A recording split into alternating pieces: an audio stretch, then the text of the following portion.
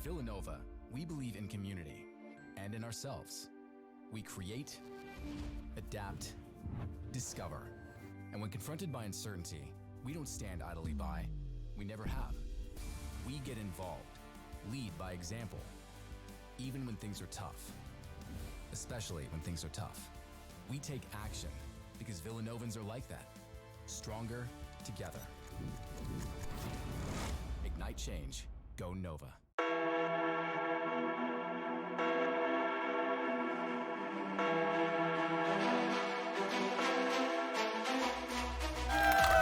That's all that matters. What is that emo? That's crazy. That's crazy. My name is Ryan Vu. My name is Justin Rolon. My name is Justin Garcia Quinones. My name is Chenji. My name is Brian Patientis. My name is Raymond Asencow. My name is Jasmine. My name is Maya DeLong. I'm Mark Etienne. Ladies and gentlemen, welcome to St. John's.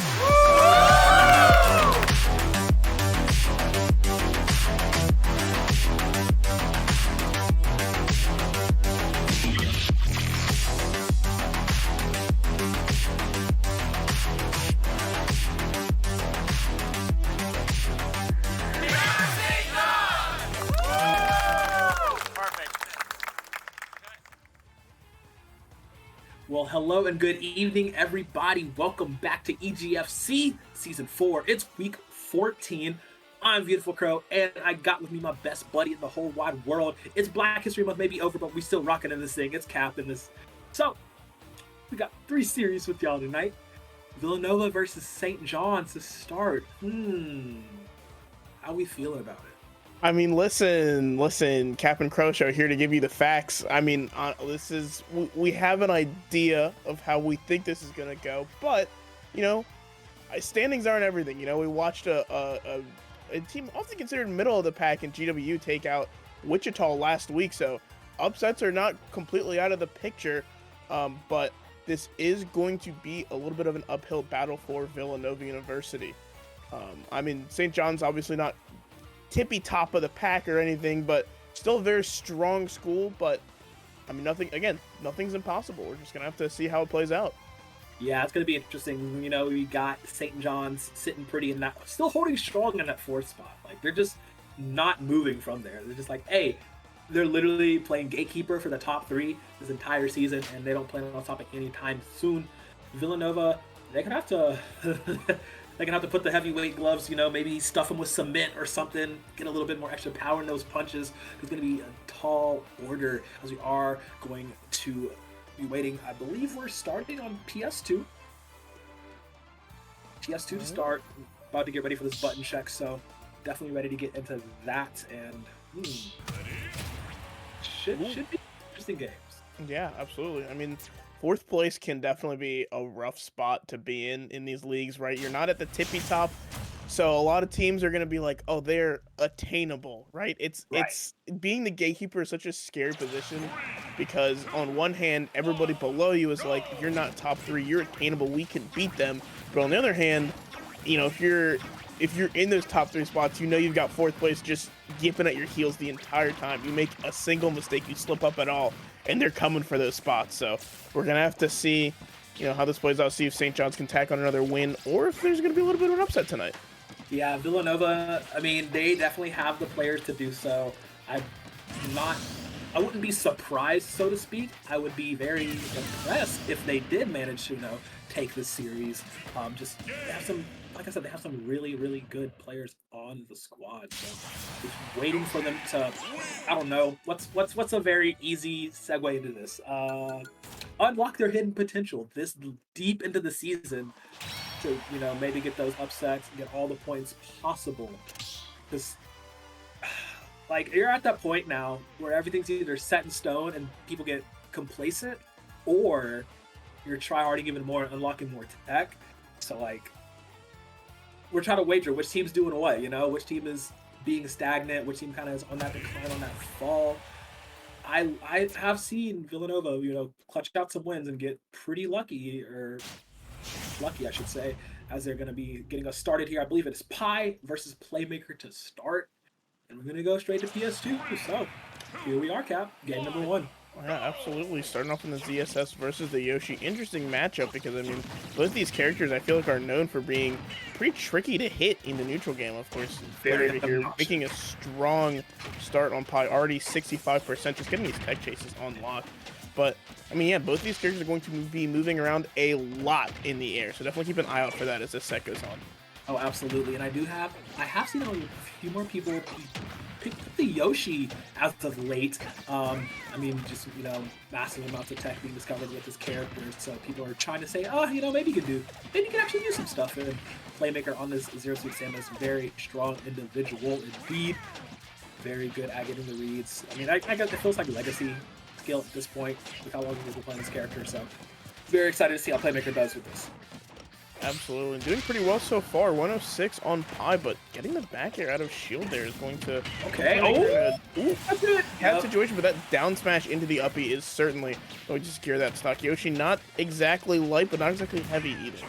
Right, exactly. And Playmaker, though, being able to get these combos going relatively with ease. And Zero Suit Samus, once you hit that like post 100 threshold, you really got to be scared of that stun gun at any single stage of the game. There's no way. Ooh. Oh, wow. Playmaker definitely living up to his name, making the flashiest of plays and trying to speed run through this first game here. I feel like I looked away for half a second and then the stock was over. Yeah, like, oh man. You don't blink if you miss it. ZSS. Yeah, I mean, it's just a very realistic possibility that you have to account for. Yeah, definitely. And Playmaker sitting at 130. So many options for Pi to get in and actually get a confirm off, but it's just Playmaker's not giving him room to breathe. You see him literally from the moment he gets off stage, still putting up that pressure. He landed into it. That's game. That's game right there. Oh my goodness. Playmaker, wash, rinse, repeat. Gonna make a very easy and quick 3-stock here for game number 1. You know, maybe a little bit of that rage at that 130% mark helping out just a teensy bit. It did look like Pi was going to live that for a second, then just popped off the top left side. I mean, there's not much you can do about that, right? You know, I feel like the DI was correct, went straight to the corner, but at a certain point, you can't stop the ZSS upbeat train. As we're going to see, Pi does have the counter pick option here. We're going to have to see what stage they choose to go, but we do have the bans coming out from Playmaker. It's going to be Battlefield, Smashville, and Yoshi's Island. Just let Yoshi get on his little island. Come on. Come on. Yeah, he wants to go home. He's not broken on that stage at all. At all. No. Why would you ever ban Yoshis against Yoshis? You know, that's what I'm saying. Who does that? What, like, man just wants to go home to his little island. That's it. I don't know. I wouldn't hate to see a Kalos here. I feel like Pi was just kind of getting stuffed a lot of the times. Like, I feel like just couldn't breathe in a lot of these neutral situations. That forces you to make these slip ups, you know, like the Nair flip kick is a DI check, right? Or the back, you know, whichever setting you're doing, back throw, Nair, all of it, they're all DI checks. If you DI wrong, you know, that's it. That's the stuff. You're gone. That's it. So I mean, I wouldn't be surprised to see maybe the Kalos swap to give yourself a little bit more breathing room, so you're ready for those situations. Also can maybe tech the wall even if you're close enough. But it looks like it's going to be Pokemon Stadium 2 again. Still a nice and big stage though. We're just gonna have to see if the changes are made in the gameplay. I mean, yeah, it's decently sized, but Playmaker choking the life out of Pi in any instance because as soon as it starts, up close and personal is the name of the game here. Playmaker already off to a very good start as Pi will finally get some combo damage and tied up for a little bit. Oh, went for it off stage once again. Some actually get back to stage, however. Pi surviving a lot longer on this first stock compared to the first game. Okay, the dodge and shields. Adaptations. I'm seeing it. Yeah, absolutely being much more elusive than the first game to hit, not letting ZSS get these just free aerials out of shield. But this is a tricky situation. Does still have the double jump there. Going to hop a little bit above ledge there, but not punished for it, luckily. But Playmaker already looking for these back airs to secure this stock. Yep. And you see the back airs coming out from Pi as well.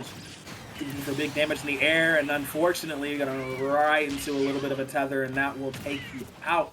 Pi gonna lose his first stock once again in this exchange. Good shield. I'm really liking the defensive options. I'm really liking the shield on recovery, shield on landing, watching the tech, making it last a little bit longer, these lifespans, but Playmaker already at 100 now. Ooh, no, not optimally the gameplay we want to go for. Pi, fortunately, landing straight in front of Playmaker, though, but will finally claim the kill. No double 3 stock today, even if he does go down.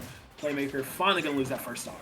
Yeah, and I mean, in a pretty good position, honestly. I mean, hey, listen, not losing your stock under 50, 60% is you're already starting off in a better position, but still, this 90% is not undoable at all in terms of a comeback, right? Just a couple key moves. Even, you know, Yoshi does have their way of confirming into some of these early kills, especially with that big forward air spike. It's very, very strong, so might come into play. Yeah, even on earlier percents on stage, that Spike will be able to set up multiple combos. Is unfortunately will run into an up smash from Playmaker. Not enough to kill just yet, and that will be the second time on that forward to land. High down to his last stock here. Fury's point potentially for Playmaker. Pi definitely going to try and put the boots to Zero Suit, get something back. Not going to be a 3-stock over here, like we already established. So looking for a few more points put in the basket. Goes for the dash attack, knocking in. Good grab out of shield. Not quite there for Playmaker. Wait a minute. Wait a minute.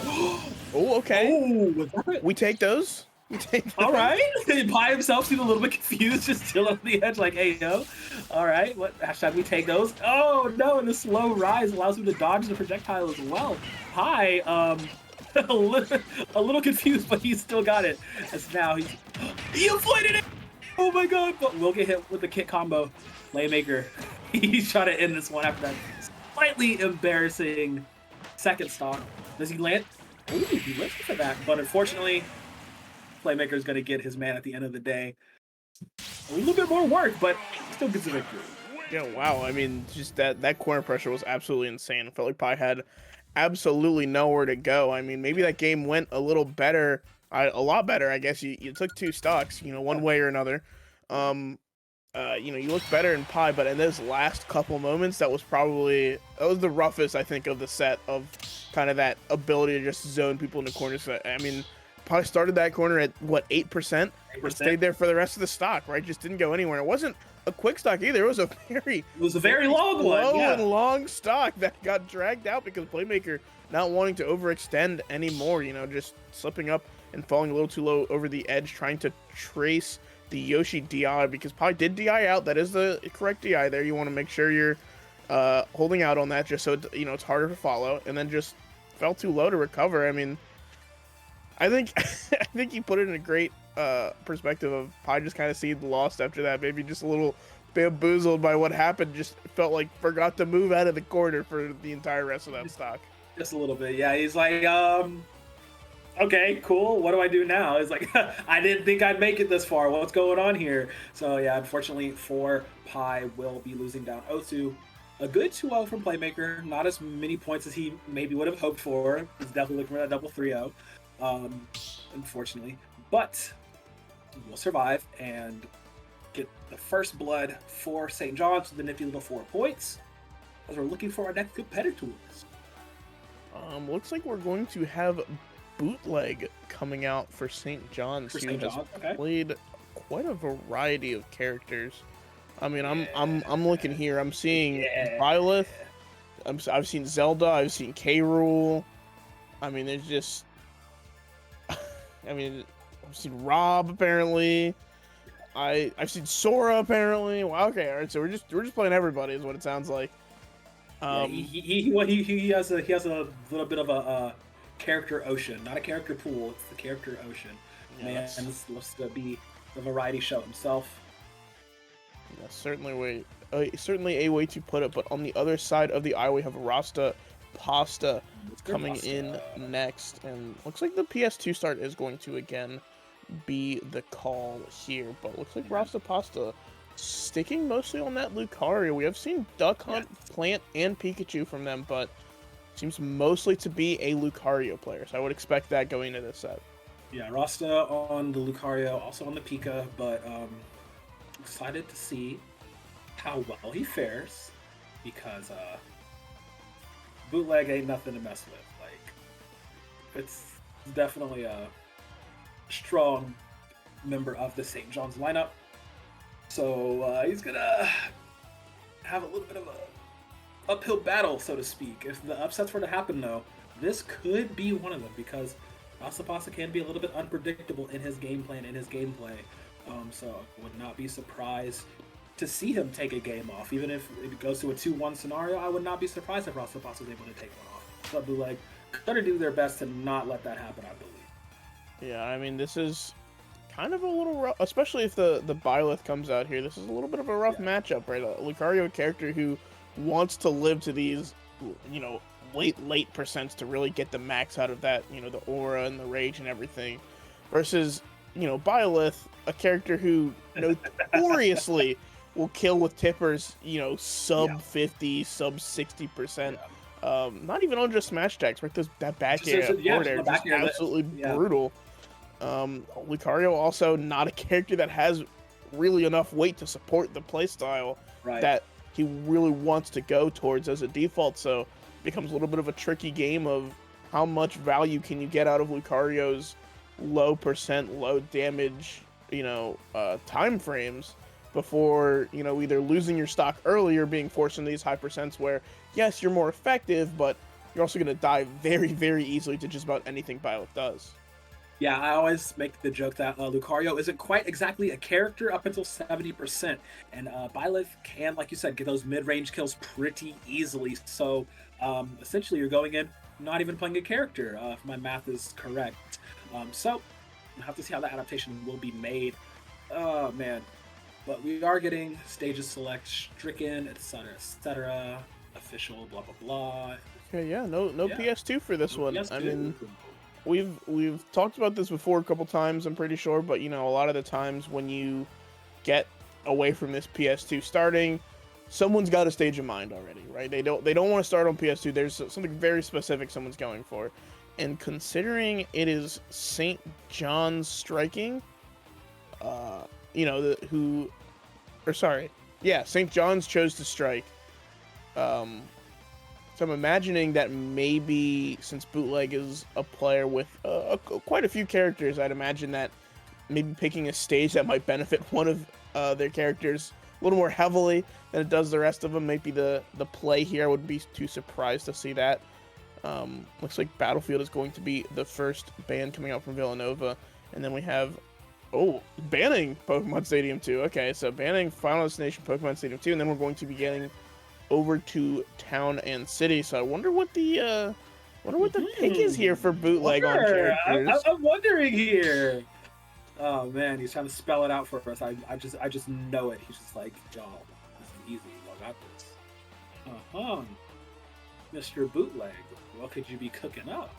Yeah, I'm very curious as well. I mean, listen, one way or another, we're gonna find out in just a minute. We're about to find out. Yeah. Okay, I too want to go to town. All right, Master Pasta is ready for it. I just have so many tabs open on this other. I tried to see. You have to get the micro window spacing complete. It's the only way. I'm on the. Okay, so I've got my main monitor, right? We're here. You know, we're here. And that's just like the full stream layout. I want to catch every detail. I want to see everything. So you got me on the big screen.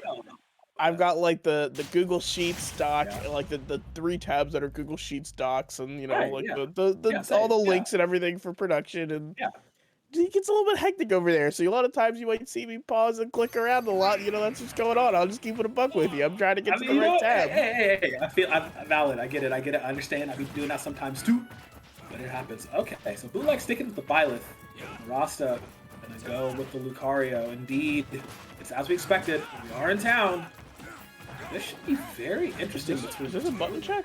Yeah. Okay. All right. I was like, this is really weird. It's an interesting neutral game that we're looking at. It's the most supreme neutral of them all. Hey, listen, they got it, man. Perfect footsies. Spacing. How do they do it? Wow. Okay, so I did just want to confirm this before I spoke out of my butt, you know, but yeah. Town and City does have shorter blast zones on the side. Probably influenced the Byleth pick. I mean, those tipper kills are going to be absolutely brutal now. Oh, jeez. Okay. I wonder why. Honestly, I wonder why we went to. Oh, I mean, I don't wonder why, right? A lot of people choose these for comfort. Also, this definitely helps Lucario a lot. right? Yeah. You not having to be as high of percent to get the kills is super important for that character. Those 50, 60 force bombs are just going to be doing massive amounts of damage, especially close to the blast zone if you can get them off. So Absolutely, I definitely can see the angle for that. So this tells me that these two are going to be out for blood from second number 1, as now the button check has been concluded and we are into match number 2. Bootleg and Rastapasa. Let's see what we got. Yeah, an unfortunate thing about this stage, though, is the way Lucario has to recover because he doesn't snap ledge super easily. The shorter walls on this stage make it incredibly hard because a lot of times, especially on a stage like Battlefield, you'll see Lucario's bonk very, very low onto the side of Battlefield, and then when they, rise up, they'll catch the ledge there, and that's how they kind of avoid just getting stomped every time they get back to the ledge, but that's not really an option on this stage, so we might see some pretty cheeky kills coming out from Bootleg. Yeah, for sure. It can go for a lot of variety of shenanigans, I should say, as the neutral going to connect. Rastapasa already at 85%. Who gets behind? Look for that force bomb, like I had said. At that percent, can definitely send somebody flying. Small little wavy aura sphere, not too much. But Bootleg doing a good job of avoiding a lot of damage right now. But here comes the 101 Dalmatian. Rastapasa sitting at a high percentage. Counter actually going to connect. Not enough to kill, surprisingly. Aura sphere. Already both of them at pretty nice percents, but you definitely, giving Rasta the Rocky Balboa buff. This is, I hear no bell. More damage he takes. And now, that's a percentage lead here. Fully charged up Aura Sphere. And let that one fly as soon as necessary. Guess is wrong on the force bomb. Yeah, we're going to see some more. Oh, there as I say it, I was going to say, I love to see some more usage of that Aura Sphere. See it come into play there. Yeah, this is really the one really big advantage Lucario has over Violet, right? Is that Aura Sphere. This projectile is a landing mix-up, right? Changing your momentum. It's a hitbox. It is a projectile that's way faster than the air. It does so much in this matchup. And I mean, already, another full charge on deck. This could be it. So if we see the cheeky one, uses it to force the grab situation, looking for the edge guard, but not quite going to find it. 90% on Bootleg. Ross is just going insane here. Yo, Bootleg looking a little frazzled here, not able to get his game plan off. And Rastapasa, this is the stage. This is the tech. He's making it all work. Will unfortunately roll into an attack from Bootleg, which will claim that stock. And now it's back to ground zero for Rastapasa. Has to work back up there, but Bootleg sitting at a 112. Can go flying with the right techniques, and Rastapasa showing that right there. Managing a great fastfall, I believe. That's a fastfall back out of the up B. And Rastapasa doing most of everything correct here. Extreme speed directly into Bootleg, though, unfortunately. We're talking about that recovery being a little bit risky. Showing right now, Bootleg at a high 154 can definitely get tagged with almost anything from Rastapasa. Wonderfully charged Aura Sphere. Drop the shield just a fraction too early. Gets sent flying, and now Bootleg on his last stock. I talked about if there was anyone to make a possible game upset, it would be Rastapasa, and he's showing right now. Definitely a possibility not to count him out, but will get tagged up. Now it's tied 1-1. Let's see how the game plan changes from either of these two players. Yeah, absolutely. I mean, this is the unfortunate reality of the situation is Rasta is behind in this scenario, right? You have to get into these really high percents to really do much. We saw Bootleg living to such high percents for moves that were already, almost killing in that first stock. So that's just the unfortunate reality. Oh, looking for that back air there. I was a little scared that it was going to come out, and we did finally see it, but not going to land. I mean, Bootleg is just doing their best to hold on to the neutral situation right now, and not able to find these cheeky early kills, but I mean, this is the scary part of Lucario. You've given him aura, you've given him rage, now you gotta watch him work. Rastapasa getting a fat counter and a fat aura and a fat up smash. Oh my goodness! No way. Oh wow, I thought that was gonna land. I was literally looking forward to land. Okay, tip of the spear, not quite enough to kill. Very strong force ball coming out. Once again, really good charge. Oh no, the downer doesn't connect? Wow, I thought that would connect with how much ore he has available, but that's not it. Now it's a very tricky situation. Both sitting at post 100 plus. Very, very dangerous indeed. Rastapasa looking for a counter. Bootleg's looking for an option to get in, and it will be Rastapasa striking first and managing to take game number 1 in a very intense back and forth first game. Wow, I mean, that was Was I it called good? it. Fantastic plays. Fantastic play coming out from Rastapasta. I think they could have Very good. afforded to be maybe a little bit more aggressive there, but still securing the stock nonetheless. I mean, fantastic stuff coming out. Bootleg, I imagine, honestly, if I'm bootlegging this situation, I feel like the Byleth didn't do what it was supposed to, and at that point, why are you playing the character, you know? Because I feel like we weren't seeing these early kills, because Byleth is very much a character like Sephiroth that is an on-paper character, as I like to describe it. A lot of what Byleth does on paper looks fantastic. On paper. This matchup is miserable on paper for Lucario. Well, how does he get in? But the reality of it is, with how fast this character is, and you know, when you take into account a lot of human interaction in these matchups, and the mental toll it can even take to just like let a character like Lucario start comboing you, you get into the scramble. Byleth is not a character that thrives in that scramble, right? Not buttons that are amazingly fast or crazy drift to get out of anything. So in practice, this matchup is a lot more even than it seems, especially when Lucario can consistently get in and get off these high damage smash attacks, catching these short hops in the the mid range with these up smashes. Yeah, it really did appear as if Bootleg just did not have matchup knowledge on this, surprisingly, and just the way he was playing, very, very reserved in a lot of situations where you literally outrange this character until, like I said, Lucario's not a character up until like post 60%. And in the early stages, you saw him able to get a few little things going, some good aerials coming in, abusing that neutral air, very much so, being able to get that damage on, but like, you see him cross with that threshold, that's where you bring the axe. You got to get that thing swinging immediately, and it just was not there. And yeah, it came down to a 1-to-1 stock situation, but had Bootleg played a little more aggressively, I believe that Rastapasta would not have been able to take that game number 1. Even though I did say in the pregame, if there's any person on the Villanova squad that can pull up an upset, it would be Rastapasta. So that's just a little feather in my cap for that. Yeah, absolutely. I mean, hey, yeah, you called it. And that's just that's what it is. I mean, Lucario coming out. Oh, excuse me, goodness gracious. I've been sitting in my apartment alone. I've not talked like at all today, so my voice is a little hoarse. So I do apologize for that. But it looks like we're trying to see if small battlefield is legal. I don't fully. Actually, I don't remember either. I know this has come up a couple times, so I don't fully remember. I don't know. We're gonna have to see, if the Byleth stays the pick, right? Because I mentioned the recovery issues, right? And we saw it come up a couple times. Lucario does not snap that ledge super easily unless he's coming straight from the bottom to the top. And in that situation, Byleth, that down air is meaty. That's an easy 2 for him if I've ever seen it. So I feel like, again, we're playing the Byleth in the neutral solid, right? Everything about the gameplay is solid coming out from Bootleg, but you're right. I think it's just a lot of, not knowing the matchup super well. There's a lot of these things that Byleth really can exploit that I'd like to see Bootleg exploit a little harder in the second game. Okay, we are on small battlefield now, and off the rip, you see Bootleg going a lot more fiercely in. Rastapasta already at 72%, and it's only been like 10 seconds. Let's see if the download has been complete. Maybe Bootleg now feels a lot more comfortable on this stage than on town. Maybe he has the matchup knowledge to get this forces into a game 3 scenario. You cannot keep getting caught by those massive aura spheres. Rastapasta at 88, now at 100. So let's see if the Lucario aura can come online. As in with him as he lands a nice back air. Tries to give him with the charging aura sphere off stage. You don't want to do that. That low to a Byleth. Professor will take you to class. And go ahead and take that first stock as Bootleg going up. I mean, I absolutely respect it, and I'm very much of the opinion that you do not have to respect that Byleth recovery. I will go out and try to punish it every day of the week. However, that is the one angle you don't want to do it from, right? That upward diagonal, it's the only place you don't want to be.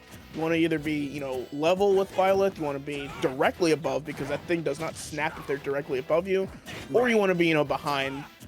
Just put them in a situation where if they want to try to get to you, they have to risk, missing and falling down. Right, exactly, and it's just, maybe he's feeling himself a little bit too much from that game number 1. Remember, Rastapasta, this is not the stage pick that you want to be messing around with the Byleth on, as those platforms are going to be paying off so well for Bootleg, as talked about those aerials doing so much damage. Rastapasta now, gets caught in the air. Bootleg, the small battlefield may have been the tech, may have been the pick, and the more aggressive side of him that we were waiting to see. So matchup does feel a lot better around this time. This is still on his first stock. Pasta very close to losing this third one. Yeah, I think maybe a little bit of the mental game coming in here too. It feels like Rastapasta now playing a little safer after, after losing a stock, you don't want to lose another one that way. So playing maybe a little bit safer than they need to. I think it's important for a lot of these players and characters you got to stick to your game plan, even if it seems like it isn't going to work out. But Force Pump's still not going to do the trick 175 your own bootleg. This is the scary part of Lucario. Without that aura, you just get stuck in this point where you're just hitting people away, and finally the counter on the up smash is going to do the trick. 200% after hit, bro. Whoa, that was actually okay. Oh, Rasta not able to capitalize off of that. Sheer fire on that fourth palm too. The grab is good. Looking for the up air. Not gonna connect this time. Bootleg. This is literally like an aerial death territory right now. It's sitting a one away from Rasta. Bootleg can just, as soon as he gets him tagged up, jump up air, jump back air, definitely can kill from here unless Rasta has the perfect timing. Oh, misfires on the Aura Sphere. But wait a minute. Jumping in, Bootleg gets sent very far. That time the down air actually connect off the clip. And it's 1-1 again. I mean, I was going to say before Rastapasta proved me right that, we're absolutely in back air coverage for both of these characters. That forward air is going to make short work of that stock. But imagine Rastapasta doesn't, throw away the first stock by accident looking for the edge guard, right? We could have seen a very, very different outcome in that game too, but instead we are going to be headed to game 3. Yeah, I mean, we talked about the ego death considerable amount. Definitely messed up the game plan there, but I have to commend Bootleg for being like, nah, gloves off, let's go. Immediately, did up to 70% in the first 10 seconds. That was absolutely obnoxious with how well he was able to do that. That's the kind of Byleth you wanted to see as you see the replay. The disrespect was not tolerated. Teacher got out the ruler, and it was just, this was the Bootleg show. Yeah, absolutely. And it looks like Pokemon Stadium 2 going to be the pick for our game 3 in the second set.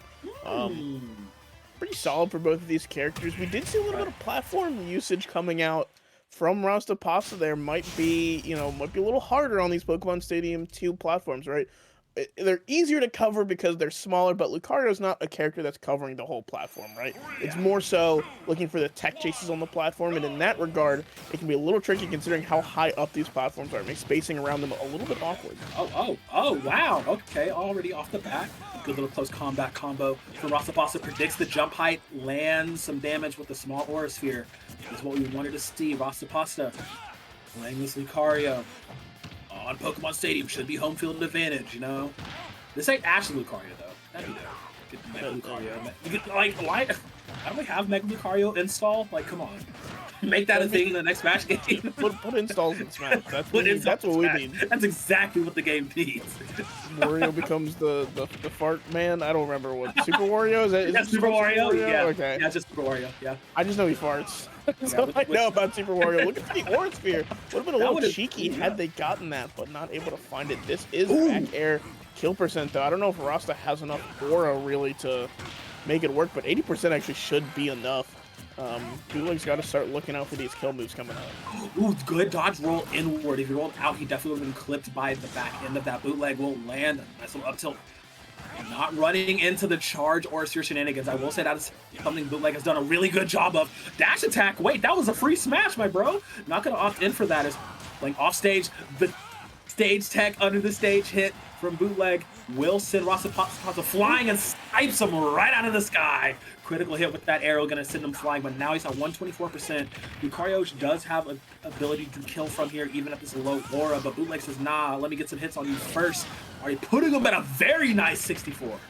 Yeah, he's a little easier for you to kill now that I took away your aura. Not quite going to be enough to give Lucario. That force will certainly do the trick. Oh, yes. Yeah, that's the problem with Lucario, right? Is Rasta was sitting in a very good spot. Bootleg got the kill, finding a back air there, and suddenly this is looking a lot more uphill because Lucario has to work so much harder to get that percent and find those kills. Yeah, Rastapasta on his last breath here has to dig real deep to make this happen. Take 2 stocks off a very, very well-versed player in Bootleg. See if he has the ability to do so. Bootleg definitely feels like he's online now, getting what he needs done. Landing those back spears. Just charge in. Trade damage for damage, going off stage. Far enough to get back at stream speed. Opts for the dive in to do some more damage as well. You see the aura burning. He's at 73%. Now Lucario can actually get some significant damage going off. Soft landing, not going to do too well. Going to get caught. But will actually counter in the air to take him farther. Looks for a run-up. No, jumping attack. Force bomb, very close range. Dodging through the aura sphere. Not going to get hit with the up smash as well. Good shield, but not good enough. Just barely getting missed by the up B. And now, not going to let him land safely. Oh, what a shield! A shield break there. Force bomb won't be enough, but does put Bootleg at 102%. Now, this is a scary situation for Bootleg. Not finding the down there, but the more Bootleg does without killing, the scarier and scarier this gets. This Lucario is going to start just killing off of whatever. That's it.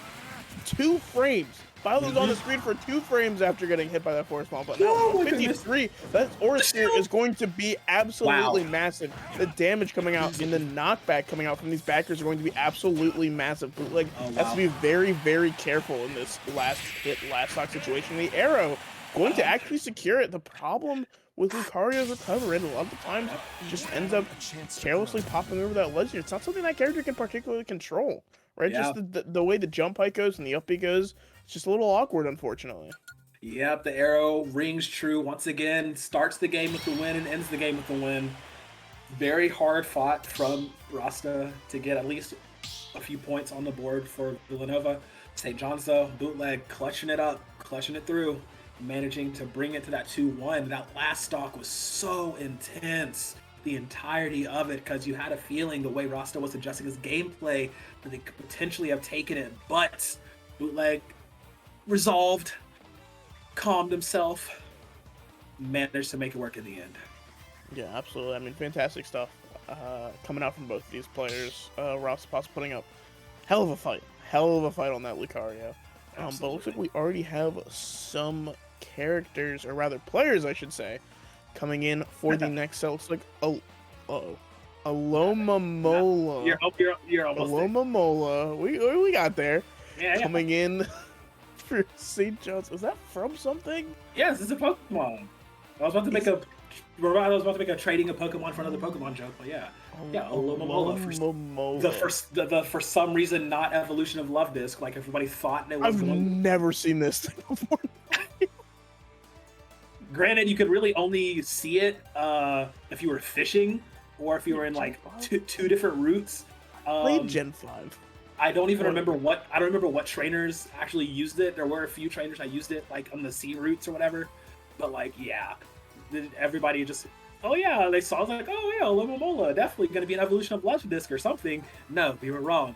It's not even an evolution. It's a single stage Pokemon for some reason. Game Freak just loves to watch us suffer. But yeah, it's not even like a rare Pokemon. It's like it's all over the place. I'm looking at the Bulbapedia. It's all over. It's a fish. I don't know. I've never heard of this thing. Yeah, it's like a fish. Crazy. Every time, I swear to God, bro, every time I cast with you, there's some like trivia piece that I learn and that shifts my worldview. Like I've never heard of this thing. It's literally always like the more you know graphic just comes across the screen every time we cast. Literally. Oh my goodness. Don't bring Jellicent into this. I do know about Jellicent. I know what it is. Mm-hmm. I've heard of it. That's more so than I can say for Alomomola. But hey, that's less. You know what I can say about Alomomola? Plays Joker. So. Yes, yeah. There you go. You got me there. We brought it back. We're Let's go. Confirmed to see a Joker on stream, a character that everybody knows is top 3, but it is kind of underrepresented a lot, honestly. It just depends on your especially fans. online. This character, it definitely struggles with Wi-Fi. A lot of what makes the character good is how you can play around, with your reaction time and playing offline. But some of those reactables become a lot harder when you're online. So that's why you see Joker kind of take a dip in results in how much people value the character over Wi-Fi on this 5-frame delay, I believe it starts at, and then just goes scales up with distance. But it looks like Tricky is going to be coming in for Villanova and starting on the Pokemon Stadium 2 as well. Yep. The man, the myth, the legend. One of my favorite pack players in this league, I will say. Definitely. We do love some exciting Pac-Man gameplay. I'll tell you what. Yes. I wonder if he's going to be a real Chad and break out the Kazuya, but like I don't know. But yeah, definitely ready to see that. But yeah, like you said, Joker very underrepresented. It's the case by case with Joker. I feel yes, very strong character. Yes, lots of options and amazing tool set, but not everybody can pilot the. I lost my train of thought. Oh my god. No, I'm listen. There we are. I'm with you. I am 100% with you. This is Gundam, Joker is something, very blah, blah, blah. much a character that is in the style of Sheik in that Yeah. we know they're good. As to how good, Sheik obviously is very debatable. I'm very much a top 5 Sheik believer. I think this character is insane. Same. But we also know that this character takes a lot of skill and nuance to pilot, right? And that's kind of why you see the same thing with Pikachu. I'm less Pikachu build than I used to be, but also I recognize that the character is incredibly hard to pilot and do, as well as people like Esam and Shiny Mark make that character look. Right. So we're gonna have to. I mean, we're just gonna have to see, how it ends up going. Honestly, how the piloting is from Aloma Mola. Yeah, it's definitely, and it does get harder because we are on online connections, right? So like we talked about, certain reactionary things and certain things you're gonna try might not necessarily work in this environment. So both of these players are skilled enough to do as well as they are doing. So there you go. I mean, that's enough. And honestly, as much as Joker does rely on a lot of these high execution things to get these super early stocks and be super dominant, if you're just kind of like running around pressing buttons and your 2 pieces, you generally know where you need to be, you can get a lot done still. I mean, Arsene in and of itself, it's just an absolute powerhouse. I mean, back air is going to start killing you like 40 walk off stage for it. It's absolutely absurd. And yeah, the down throw fair into the tech chase, whatever the option might be, just leaving yourself available. Seems like, as long as you've got the basics of this character, you can still see some pretty good access. It's not like Sheik where you really need to have all the super complicated stuff down. It just helps out a lot. For sure. Just, oh my god. Got the Tim the Tool Man Taylor over here and Tricky and the Pac-Man. Just, man's gonna throw literally everything under the sun. Oh, my dog is so cute. But yeah, just so many things they can make. Wait, did he run into that? Aloe, no. Gonna get hit with the cherry. Arsene ready to pop, Persona ready to activate. Tricky though. Lands the hit with the fire hydrant. Now will trigger it, has the bell in pocket. Gonna look for that stun block somewhere. Okay.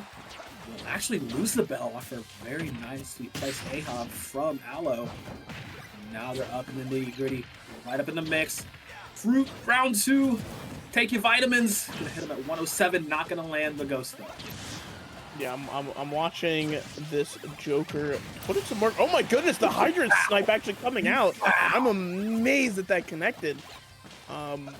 Tricky's gonna be beating himself up about that one, but kicking himself immediately. That was just there's the bell though. No, I'm not gonna find anything for it.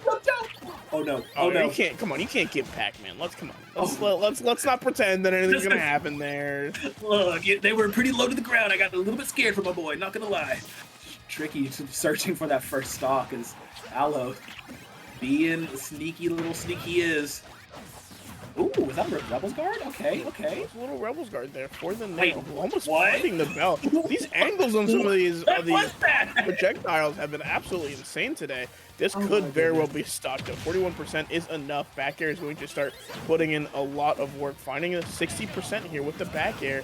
Looking for the side B, not going to find anything. I don't really quite know what happened there, but that back air putting Pac-Man off stage again. Oh, no. Heavy character, though. This should not do it, I don't think. Oh, but the trampoline. You got to pull the trampoline away in those situations, or else you're leaving it for your opponent. And 150, we're about to see Aloma Mola go through a second Arsene, basically unscathed, but that apple's going to make short work of that stock. Wow, short work? What do you mean? That took an eternity. This man ran that mile before that happened. Work of that stuff. Mans was living through the Paleozoic era from all that. Oh my goodness. Aloma Mola managing to survive for a long. He got enough survivability off of that stock to put Tricky at 110, and now he's on 115 and going to tie up that stock really easily, you'd have to believe from here. I don't see Pac living near as long as Alamomola. I mean, he only did drop 2 albums, so not really much happening there. Alamomola going to try to close this next stock out here. Tricky at 136. That's good. I like that. Thank you. Work hard for that one. I caught that. As Alan's going to work hard for that stock, for that up smash. Oh my goodness, I like that a lot actually. Only 45% on Alamomola, only on the first or second stock. Oh no! Oh no! Double dunk off the right side! That's gonna be Tricky's last stock gone in the blink of an eye as Alamomola takes game 1 for St. John's. Oh wow. The Phantom King of Hearts wins again in the end. Holy wow. That was I mean, good stuff. Good stuff from Alamomola for recognizing, right? That is something that does not work unless your opponent is not pressing buttons, which sounds like an insult. sounds like an insult. But it is true, right? You got to recognize when you have people who just get sucked into combos and they don't even think about it anymore. You can get away with a lot of stuff, right? I mean, I'm a Falcon player. All I do, I think that it looked like a jump was attempted or something. I'm not quite positive, but. I mean, that's really something you as you're a fellow Falcon player, right? I mean, that's what you look for.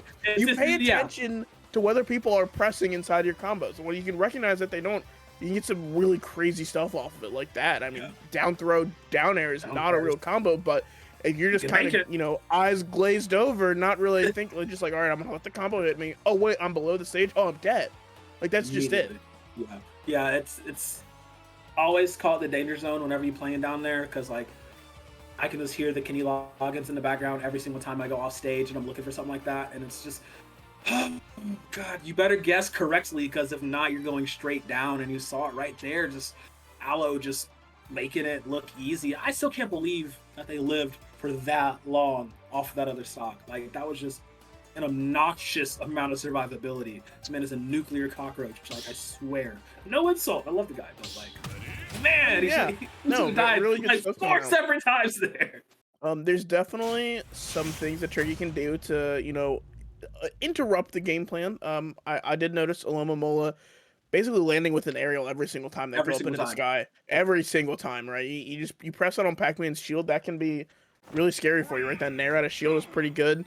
You can even trampoline out of shield. It does work. Oh, but the Kazuya switch. He did it. Hey, listen. He did it. He literally. Oh, he actually did it. Maybe noticing the same thing we did, because you do that on Kazuya's shield. Yeah. You're gonna die. You're going to die immediately. All right, the most hated player in the game that's still legal versus one of the most amazing DLC characters of all time. Let's see how this one's gonna go. On the screen. Ooh. Low recovery to avoid the guns. Really smart out of Tricky, because Kazuya with that amazing vertical. Oh, yeah. Oh, there's one. Oh, there's one. Oh, not gonna get the follow up. A little slow on the execution. Oh, I think that's it. Yeah, not gonna be losing the jump there. Not gonna be able to find the ledge. Is Tricky falling for their first stock. Only 48% on Alamomola, but a little bit of an EWGF confirmed. This could be the end of it. Looking for the down air. Not quite gonna find it. But that upbeat from Tricky is going to interrupt Alamomola. Oh my god, that combos? Oh, I guess. In this situation, it does. Wings for wings, recovery back to the stage, but unfortunately, one of them has a little bit more staying power. Oh no, that's dead, though. That's death. Tricky will finally claim Aloe's stock. He's trying to play some bait games towards the edge. You know what he was looking for. Unfortunately, not going to happen. Tricky locking in the golds. Going to land one laser. Zoot Suit Kazuya, as I call it. Solid gold lighting. That's a dated reference. Okay, here we go. Thank you, production. I got it. All right. Unfortunately, a tricky part, Tricky, of Kazuya can be that finding your confirms with rage actually is a little harder because you knock them out. You have so much rage, you knock them outside of your window. Oh, he's dead. He's dead. Every single day of the week, that's I don't even remember what that dragon fist. Dragon immediately. Man, you know what? That was really clean, Tricky. I will give you that. Yeah, absolutely fantastic reversal. See how long he survives though. 152 is not a nifty place to be, especially against someone like the Joker. Aloe, try and shore this one up. Avoid engaging Mario. You wanna know how I got You wanna this go get this? persona? I was in class the other day. No! Oh my god, I'm gonna lose it. No, no footstool. Oh god, I'm scared for this man's life right now. Gold pimp suit in hand, everything. Being the best time hater he can be. Managed to survive for a little bit longer, but oh my god, 196 now. Look, I get that. Boy. He's a big meaty boy. He's not Geese Howard, but he's still doing a lot. Wait a minute, lag laser. No! Was that the Parsec or is that the lobby? I can't tell. Uh-oh. Hell sweep unconfirmed here. Is Tricky gonna finally go down? Not what he might have wanted to, but last stock for them. 4 minutes on the clock. Oh no! Ooh, it scared me. That's it? You're scared No, me. that's not it. Tricky Take it back to alive stage. has all of the resources to get back. Is going to find the stage again, but not before Air dodge. rolling directly into a grab here. Tricky in a tricky situation, for lack of a better word. 79% the one EWGF rage, for this rage rage. drive could absolutely do the trick here. I mean, we're gonna have to see if already looking for it, looking for the normal get up into the rage drive. Not quite gonna find it. Stalling out a little bit on the side that was a here. good tickle. Oh my goodness, able to find the ground again. This is scary. This is so scary right now. Aloe has to finish this safely, the best he can, or else he's going to eat a myriad of options from Tricky. And there we go. We'll finally get it. Tricky gonna bring us to a game 3 scenario after a very, very crazy back and forth. Absolutely full body invulnerability, I think, on that move. I'm double checking right now, but I mean that's in those scary situations, it's so punishable, right? It's so punishable. But at the same time, you just throwing out aerials. You know, character like you're just looking for that back air. You run into that invincibility. That's it. That's your stock. So I absolutely get it. Immediately gone. You know what? I wouldn't mind seeing Joker in the next game. Harada, if you're listening, which I know you usually are. Maybe. Of course, maybe, yeah, to this stream. What persona character? Okay, but if you could put any Smash character into the next Tekken game, who would it be? I would love to see Captain Falcon in Tekken 8. Just saying. Put Mario in and make him work like Akuma, where he's like mostly jumping. No! Alright, okay. Yeah, just break the game state even more. I mean, that could be crazy though. Ooh, he could have a cool heat attack though. You like right? Yeah. Like, there's something there. We cooking. I just want to see Captain Falcon in a traditional fighting game. That's all I want. I just want to see him in a racing game again. Yes. The Legend of F-Zero, the game that doesn't exactly exist. It's tricky going back to Pokemon Stadium. We'll also switch back to the Pac-Man. Okay, interesting choice here. See if Aloe, I mean, he's more comfortable with this matchup, I believe. So, we'll get a repeat of game number 1, or is Tricky going to bring it all the way home for the Villanova squad? Yeah, absolutely. I mean, no character swaps coming out as we expected, right? Nothing to swap to or from in Pokemon Stadium 2, you know, the game where the stage where we see most games played. Not terribly surprised to be back here, and this is pretty even so far. I want to say more even than the other games, because I feel like Alomomola had a much more explosive start in these other two games. For sure. All for yourself, girl. Actually, no, do what you want. Sorry, my dog has the zoomies, and it's a madhouse. Speaking of the madhouse, though. You gotta go. What do you gotta do? Oh my god. Nobody's died yet?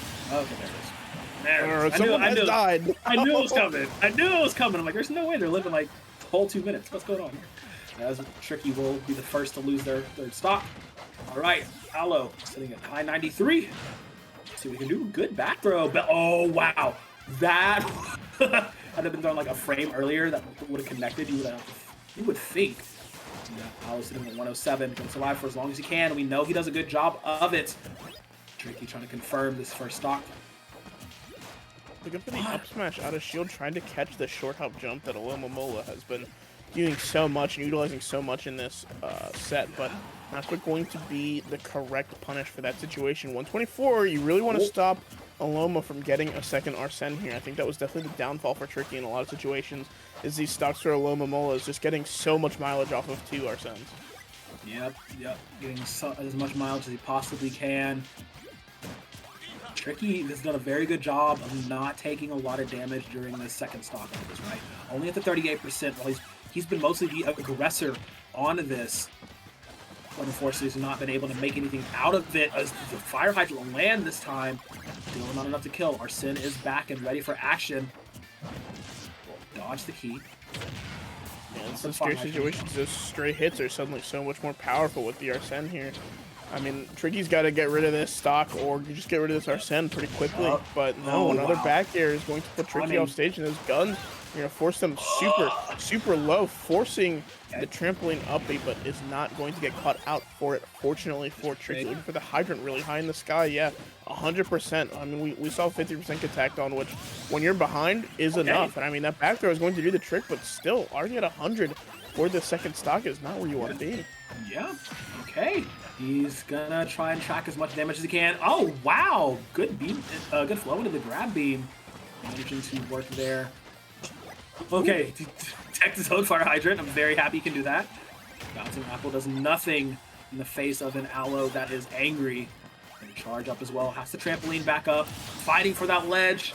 Aloe Momola will win in the end. Tricky now down to that last stock, and Aloe sitting pretty with a good lead. Arsene about to be activated once again. And there it is. Now the damage gets ramped up even more. Tricky. Very bad spot. But he can make miracles happen. Unfortunately, this is not Pac-Man World 3. You're not having unlimited lives. Almost got it. It was almost smooth, but... These games are Pac-Man. I gotta do some Googling later, man. I don't know. I'm just all over the place. 64% on Tricky here. Make that taking 7 days. We tick up due to the side B, whatever it's called. I don't remember. I mean, yeah, this is getting a little out of hand. I think it's been out of hand for a while now. But when you're above, 110 with basically no answer to Arseneless Joker, and at least like 3 of these stocks so far this entire set, we've seen 2 Arsenes come out, right? Arguably most of them, I think. Not too many super early kills. He just popped the bell. What? We can expect that another Arsene will probably come out this stock before the end of it. Have to assume, and look how close the gauge is. You could just do a little bit of guarding if you wanted to, and then pop out. And he's doing such a good job, ample job of dodging all these. And there it is. Arsene number 2 will run into a flurry real quick. Going off stage, no orange today. Down air does not connect either.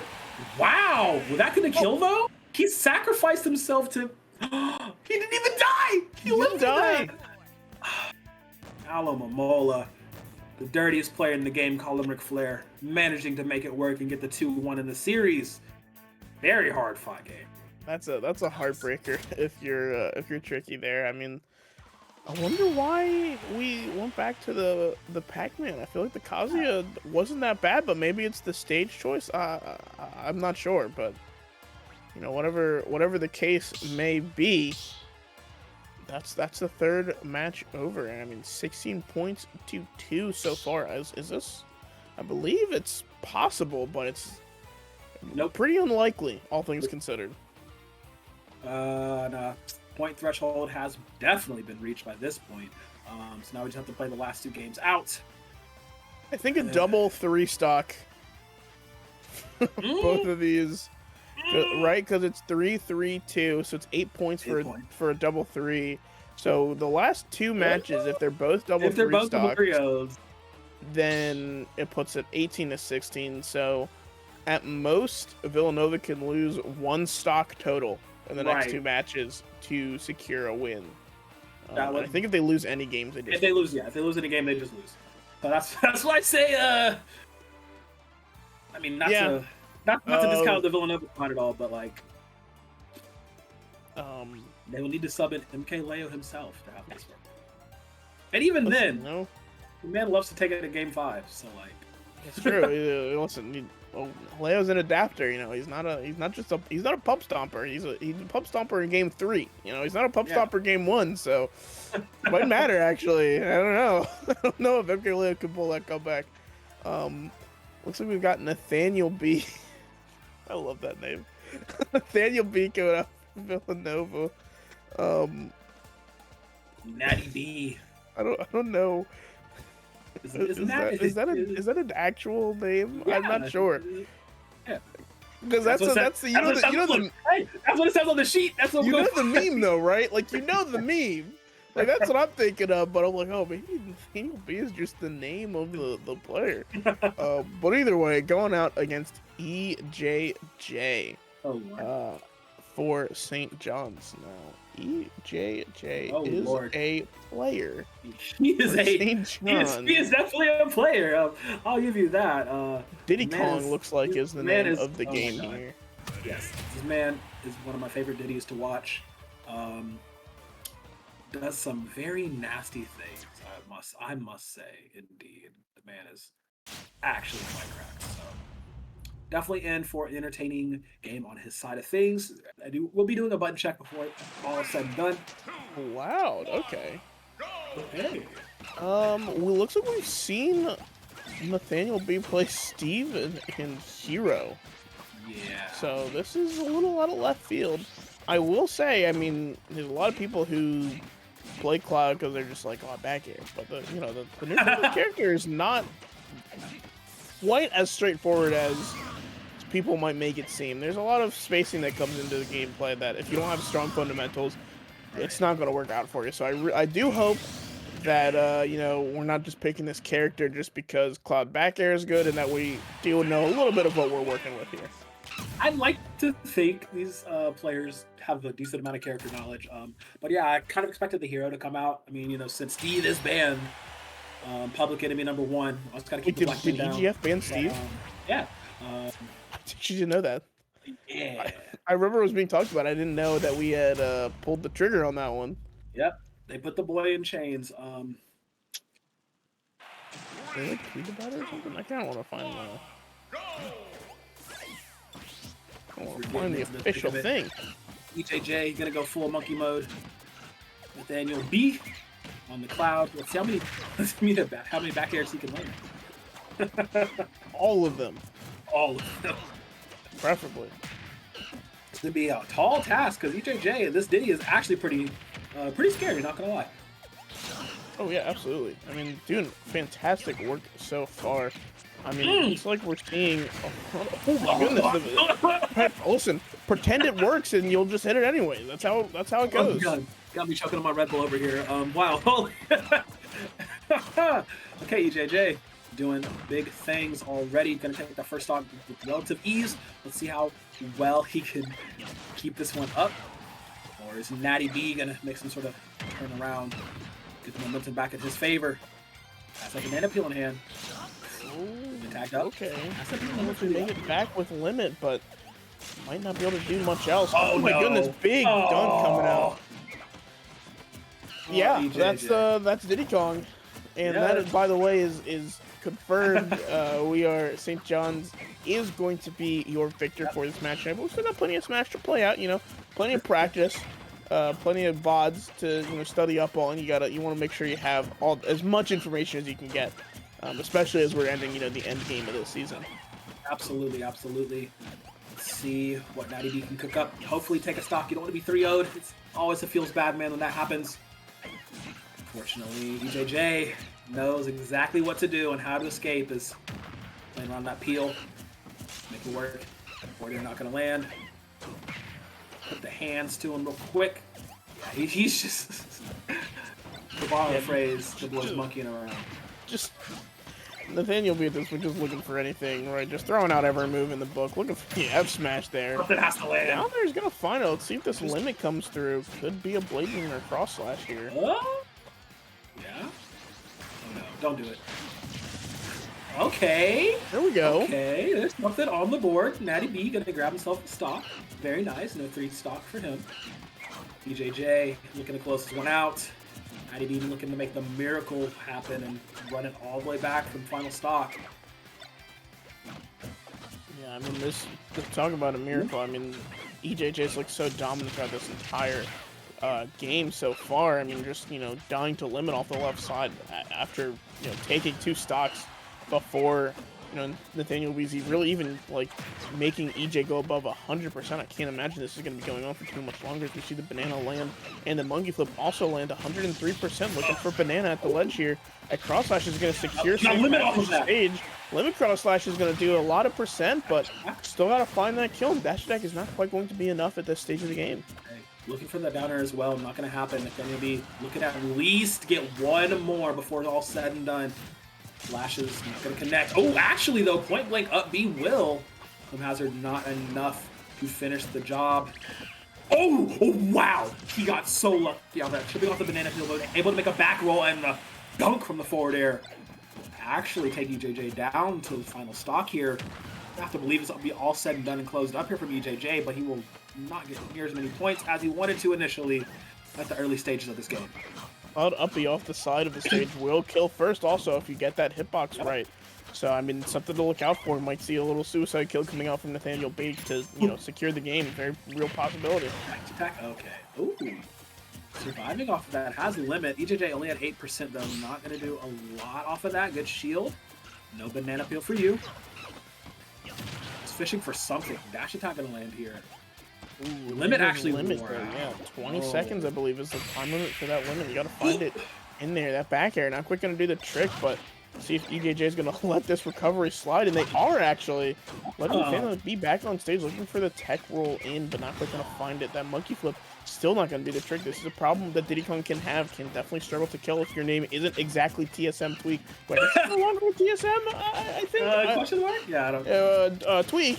Logistics. Oh my goodness, that's it. No way. No way. Oh, max rage still not enough. I really actually thought that would have been. Okay, he said that was too close for comfort. Wow. Let me just go ahead and end this right now. EJJ, ooh, my crush. Anyway, EJJ managing to make that work. That was dangerous. Wow. That was so dangerous. Yeah, almost finding the gain there off of a rogue F smash. You climbing their way all the way back. I will say, I think I was unfortunately right about the fact that Nathaniel B maybe not a super practiced Cloud. Seemed a little lost in the air. Plus, I as a Cloud secondary, I will tell you those tilts are traps. They're not good. You don't want to throw them out in neutral. They're really only used for calling stuff out. And we saw, you know, for my taste, way too many of them coming out in the neutral game. Not enough movement. Cloud is a character that I think needs to stay mobile to really get the max benefits of the character. But on the other hand, I do think we did see Nathaniel B's fundamentals just coming out really strong there in the second, you know, in the latter half of that game. Not necessarily fixing too much of the bad Cloud habits in particular, but fixing those neutral habits that are, you know, just at a macro smash level, not specific to the character. And we saw a lot of changes in the positioning, right, where we're swinging. I think it was a really big adjustments that, you know, I mean, let Nathaniel B almost take that game. We saw the false kill screen coming out on the Cloud F smash, so very realistically could have gone the other way. I wouldn't be surprised to see Nathaniel stick the character, maybe pull off the second game. Almost got me.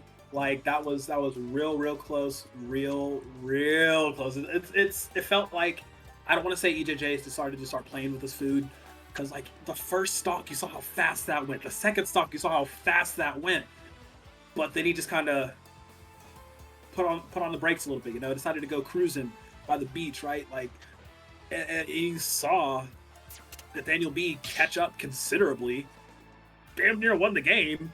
So now going into this game number 2, do we see the Dark Diddy come out? Do we see, you know, the chains come off? Like, is this the more aggressive EJJ that I'm used to seeing, or is it going to be more of the same? Or is Natty B, Mr. Nathaniel B, is he going to be rising to the occasion now that he's like, all right, cool, we're warmed up, we're ready to rock? Yeah, or maybe could see the character swap to something more comfortable. I feel like you could absolutely take that knowledge from Game 1 about the Diddy Kong game plan and apply it to other characters you might be more comfortable on. I wouldn't be super surprised to see that come out.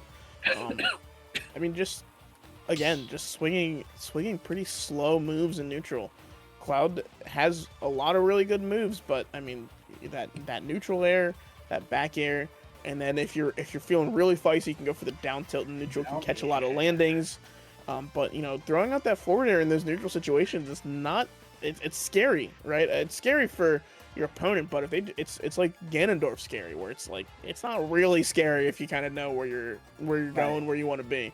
You're right. You kind of have to be a fool to actually run into that and actually have it hit. But We're going to have to see as we are getting ready for game number 2 between these two.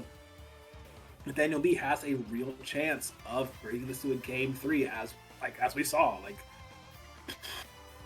Man, once he got the jitters out of the way, or once he actually got comfortable managing to make Cloud work. Not the most optimal Cloud play, but hey, like we said, if he knows what to do, he can make something happen. Yeah, absolutely. We still wait for the stage pick coming out from Villanova. Battlefield, Yoshi's, and Smashville are the bands coming out from St. John's. All stages that I'm not surprised that you don't want to see Diddy Kong on those stages. A character that wants to really control space, you don't want to take that space away from him. So I absolutely understand those bans.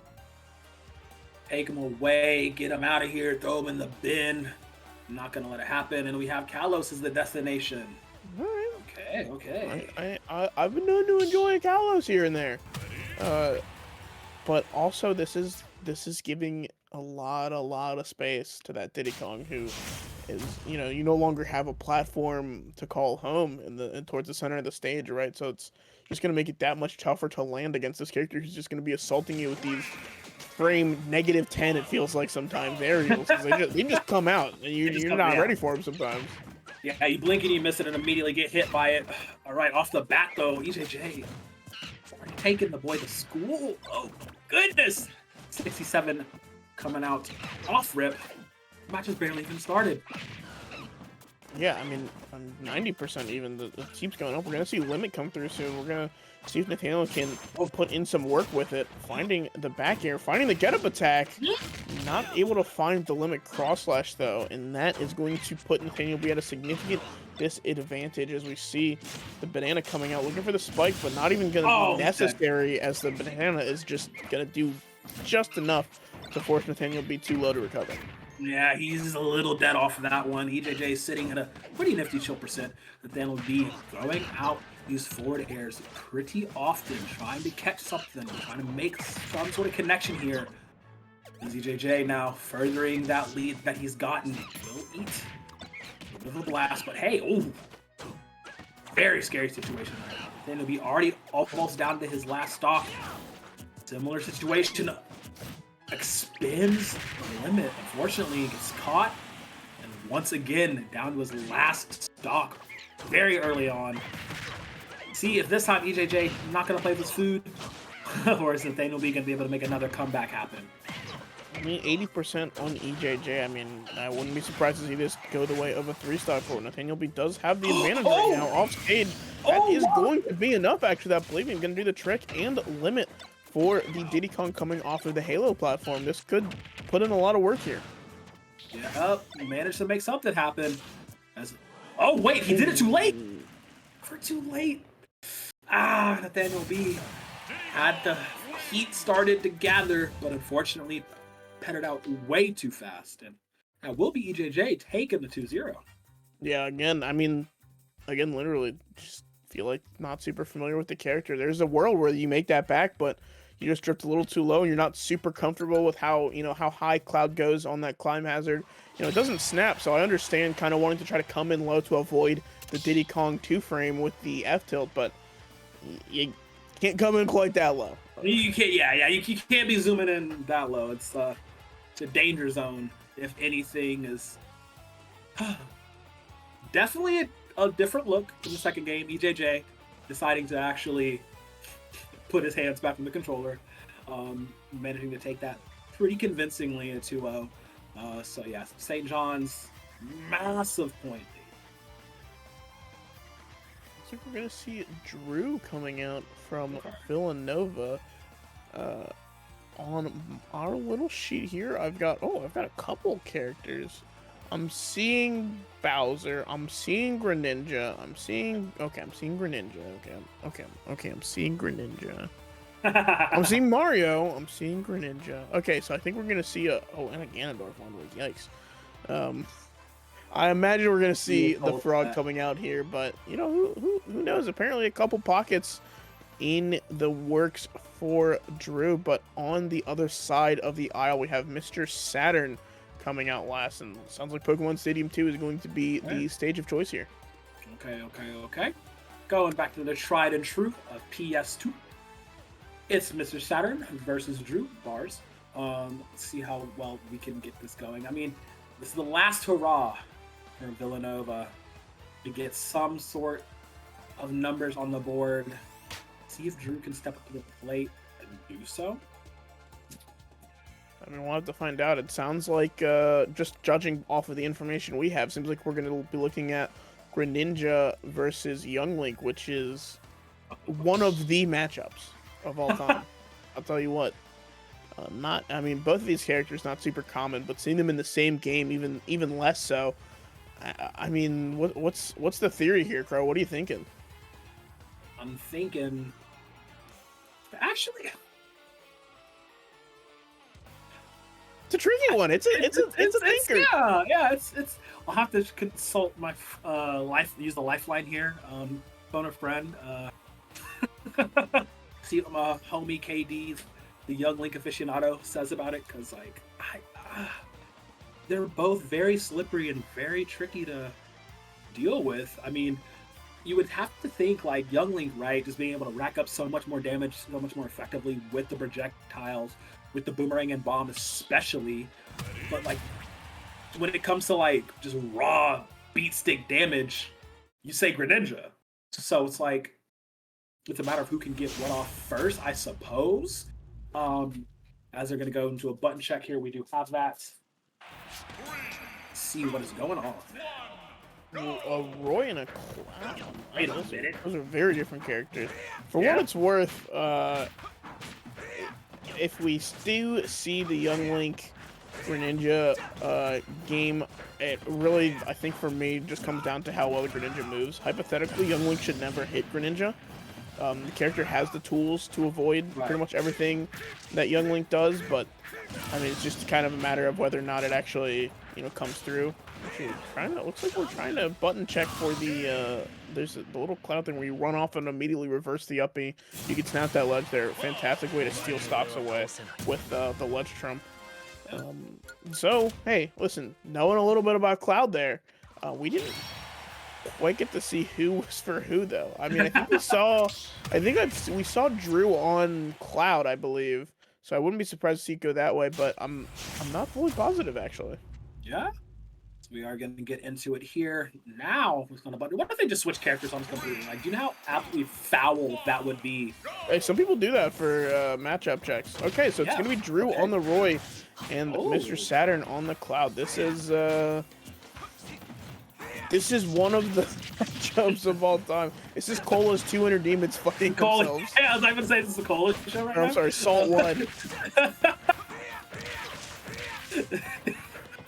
It's impressive. There are two wolves inside of you. This is when I believe what was the major that Cola won down in Georgia where he beat New Days and had to play Cloud because the Roy just wasn't doing the job. This is that battle. We're seeing that battle happen. And Cloud, just like it did for Cola, is taking the lead here. Looking for a suicide kill there. Maybe would have been a little bit of a waste considering how low percent Mr. Saturn is, but already getting that limit back. Hey, listen, if you're Nathaniel watching these VODs, I knew you were gonna do this. Listen, I'm serious. This is like not even the neutral game, right? I think Nathaniel was doing fantastic on the neutral game, just on a macro level, but when you're looking at certain techs you want to use for Clouds and where you want to use them, I think this is a fantastic representation of what you want to be doing when you want to be doing it, Yeah, for sure. Definitely night and day's difference. I mean, just by the way, even the positioning in general, like what decisions are being made here. Oh man, Mr. Saturn taking him to school, showing how it works. 122, but no, you're running into that dancing blade. Drewski gonna make sure you go flying, going for some offstage. You can't do that twice. Oh, wow. He did make that back, but opted to try to take Drew down with him. Unfortunately, not as consistent with the limit. Hypothetically, that does work, but again, it's really hard to do on the limit climb hazard. Right. Mr. Saturn now. Still 2 stocks apiece. Still has a lead just because of damage-wise. As Drew looking for an answer here, sitting at a very high 118 for this Roy. Not where you want to be as our boy. Will recover, though. managing to stay alive. And this aerial ticks in. Oh, I mean, yeah, if you're gonna let me charge limit, and hey, I'll sit on the other side and charge limit, no problem. Absolutely. Catches him in the air. Wait a minute. Ooh. Actually, cross slash out, that's actually a pretty big deal. Mr. Saturn not gonna have access to that limit, arguably until the end of this stock, so we're gonna have to see if Drew can take advantage of this opening. Yeah, shields all of it. Oh my god. Tries to go for the runaround though. Both of them sitting very high. Damaging splashes were there, but Drew will be the first to fall. Mr. Saturn now, small lead, but it is theirs. Drew looking to once again put this to an even footing. Yeah, I feel like the Blade Beam sim is not something you usually see out of Cloud. You want to emphasize the movement more, but I mean, it does work into Roy, a character that realistically just has to run at you to function well. So that Blade Beam can work as a fantastic zoning tool in this matchup specifically. Yeah, we'll catch him out. Now Drew at 91. Mr. Saturn still has to stock lead. We'll eat the tail end of an up B from Drew. Not enough to kill though. Looking for an answer. Jumping back aerial. Landing. Hazard. For connection, dash attack, trade for dash attack. Saturn comes out more positive on that one. Drew in a very scary situation. Not going to let him fully charge the limit, but will get swept up. Now it is charged. Traveling with that up B, still not enough to kill. Mr. Saturn lives through those, and oh boy, that'll send him flying. Babe Ruth swinging for the fences. Mr. Saturn take game number 1.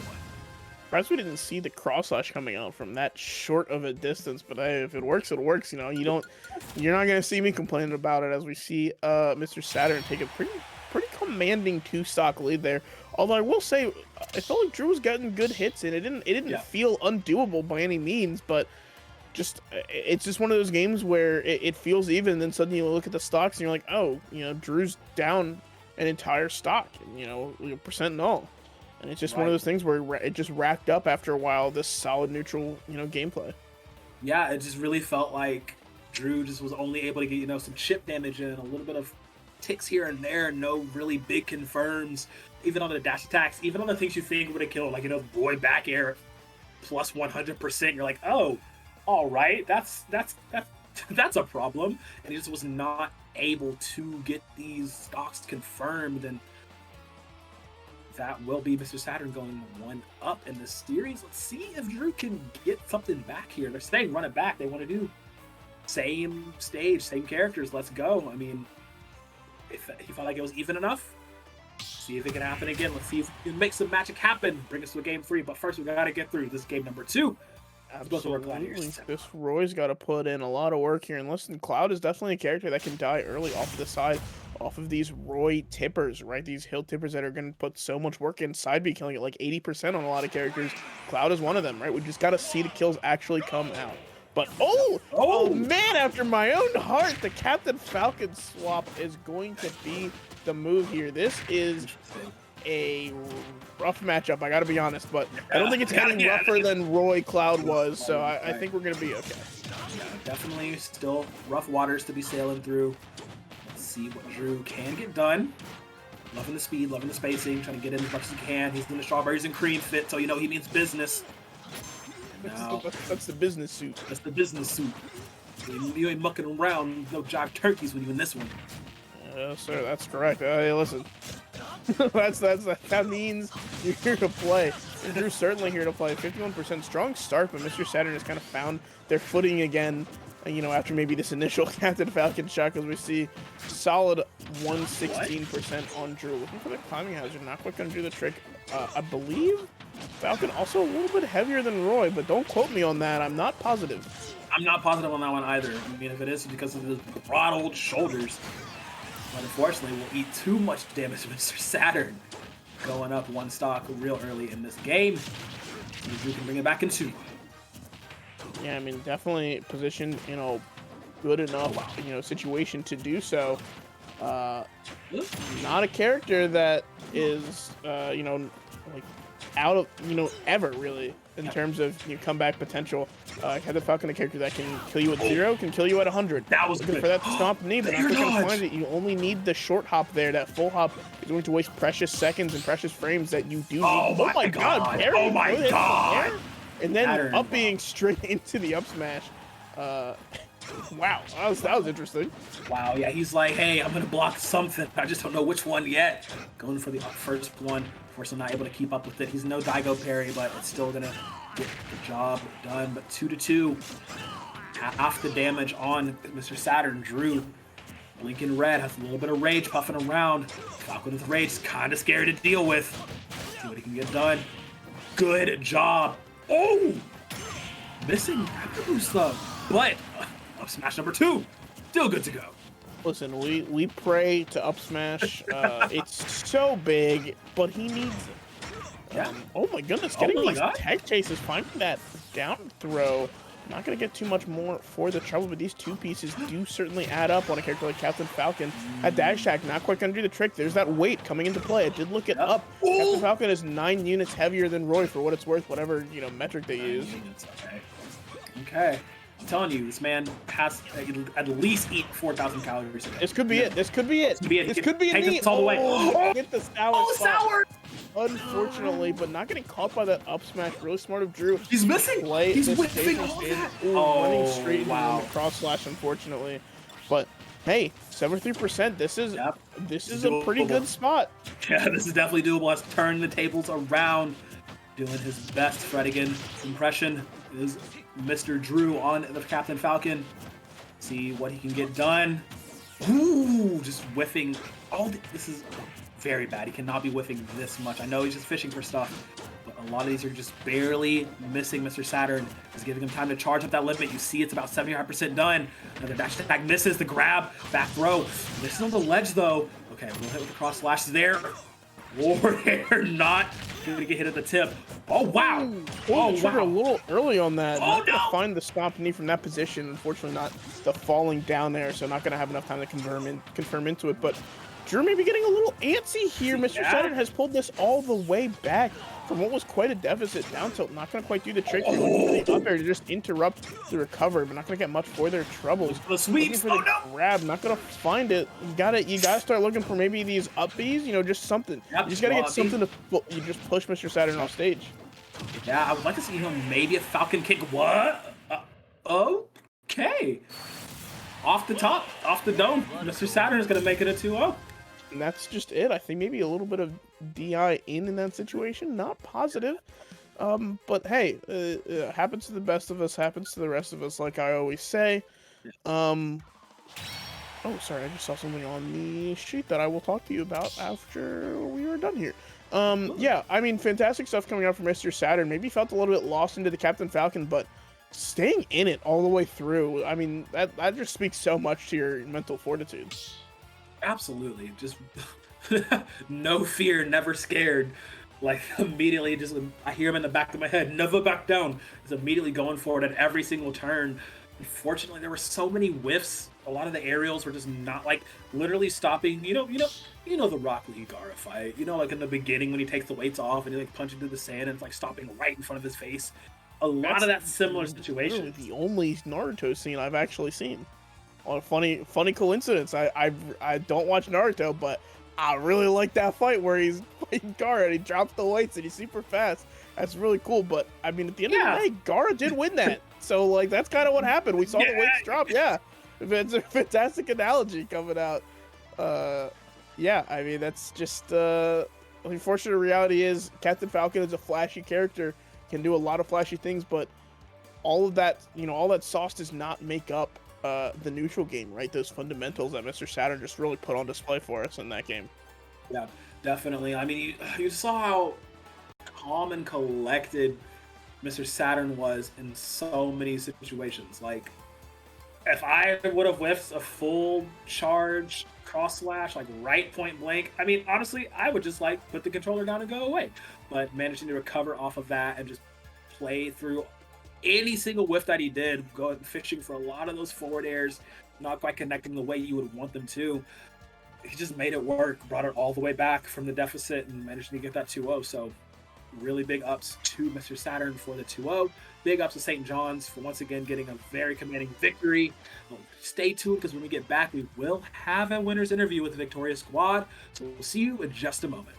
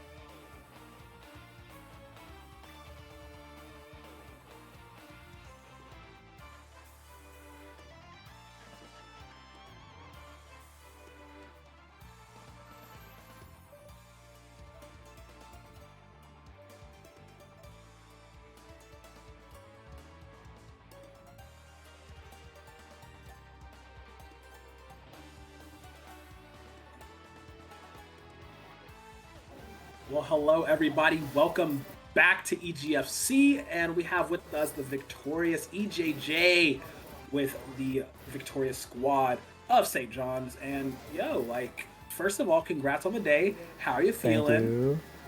Thank you. Feeling pretty good. Clean sweep, which is really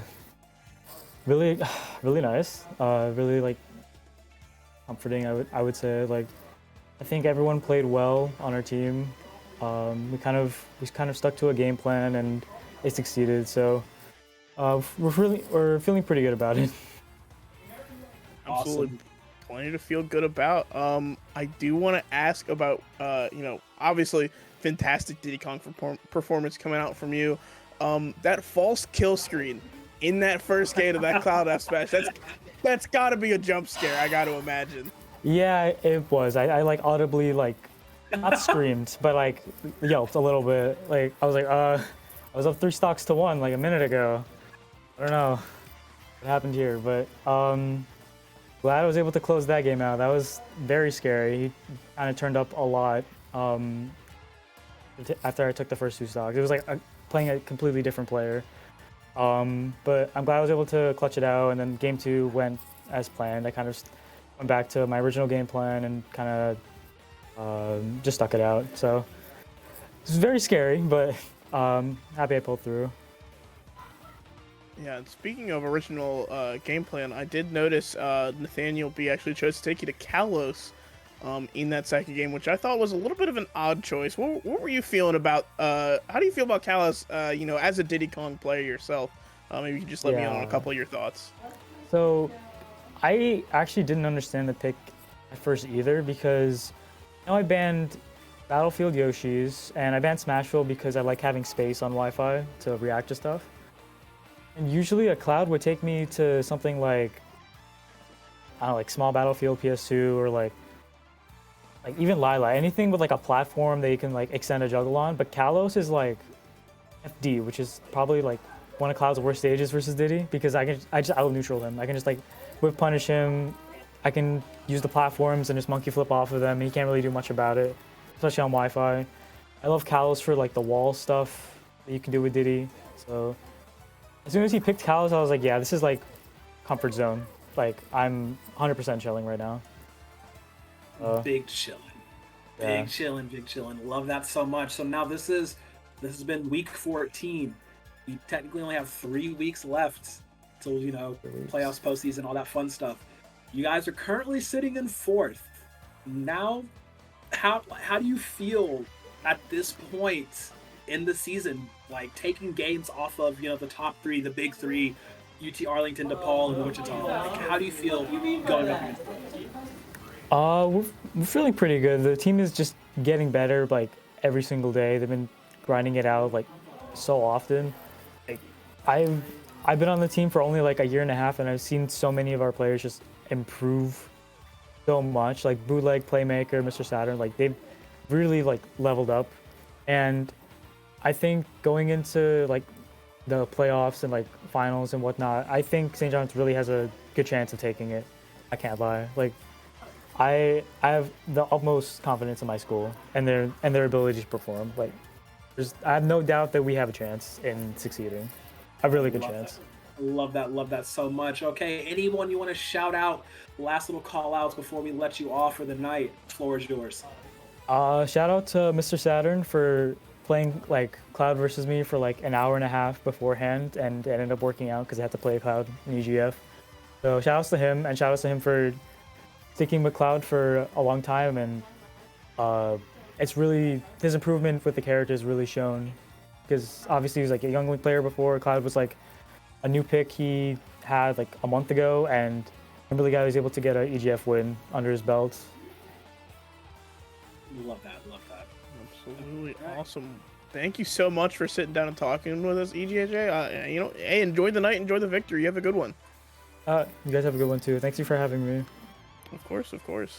I mean, we talked about it, Crow, right? It's that 4th place hunger, that drive, right? I think we saw it very alive and well in EJJ's words, and I'm excited to see how this pans out as we get towards the end of the season. And these these top 4, top 5 teams are gonna have to start really differentiating themselves soon. So I mean, it's gonna be exciting to watch.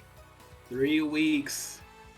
That's insane. It's already time's flown by, and yeah, like you said, these top of the table teams really have to get it together and keep it tight knit to make sure nothing falls out of place, seating, etc., blah, blah, blah, the fancy numbers and stuff towards the end, but the player mentality has to be supreme as well, as we did see St. John's University sitting pretty with 26 more points, Villanova managing to scratch at least 2 off before they were completely obliterated, but that'll be all for now. We will be back with another matchup tonight, which would be University of Hawaii versus Howard University, so stay tuned for that one. We'll see you in a bit.